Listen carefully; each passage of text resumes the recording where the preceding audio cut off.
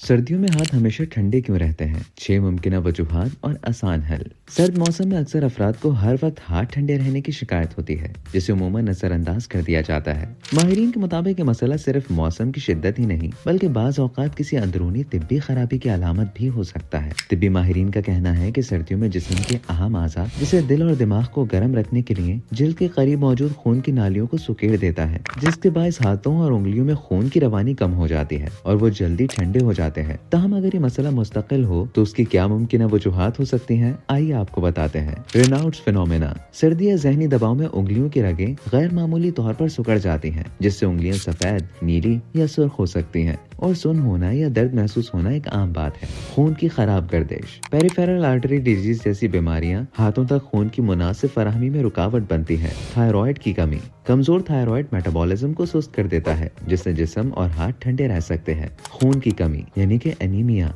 Iron या vitamin B12 की कमी से जिस्म में ऑक्सीजन की तरसील मुतासिर होती है, जिसका असर हाथों पर भी पड़ता है। ज़ियाबतीस। शुगर की ज्यादती खून की नालियों और आसाब को नुकसान पहुंचा सकती है, जिससे हाथों का दर्जा हरारत मुतासिर होता है। जहनी दबाव और बेचैनी। स्ट्रेस के दौरान जिस्म में हार्मोन्स खारिज होते हैं, जो खून की नालियों को सुकेड़ देते हैं। नतीजतन हाथ ठंडे महसूस होते हैं। चलिए अब जानते हैं कि सर्द हाथों से बचाव के आसान तरीके क्या हैं। गर्म दस्ताने पहने और मुनासिब लिबास का इंतखाब करें। हल्की फुल्की वर्जिश या चहलकदमी को मामूल बनाएं। गर्म मशरूबात पिएं या हैंड वार्मर इस्तेमाल करें। आयरन और विटामिन B से भरपूर ग़िज़ा खाएं। जहनी दबाव कम करने के लिए योगा, मुराक़बा या गहरी सांस की मशक करें। चलिए ये भी जान लेते हैं कि डॉक्टर से कब रुजू करना चाहिए। अगर हाथ गर्म माहौल में भी ठंडे रहें, उंगलियों का रंग नीला या सफेद पड़ जाए, शदीद दर्द या सुन्न होने का एहसास हो, जख्म देर से ठीक हो या अलामात सिर्फ एक हाथ में हो, तो फौरी तौर पर तिब्बी मशवरा करना जरूरी है। माहिरीन का कहना है कि हर वक्त एहतियात और आगाही से सर्दियों में इस मसले पर काबू पाया जा सकता है और मजमूई सेहत बेहतर बनाई जा सकती है।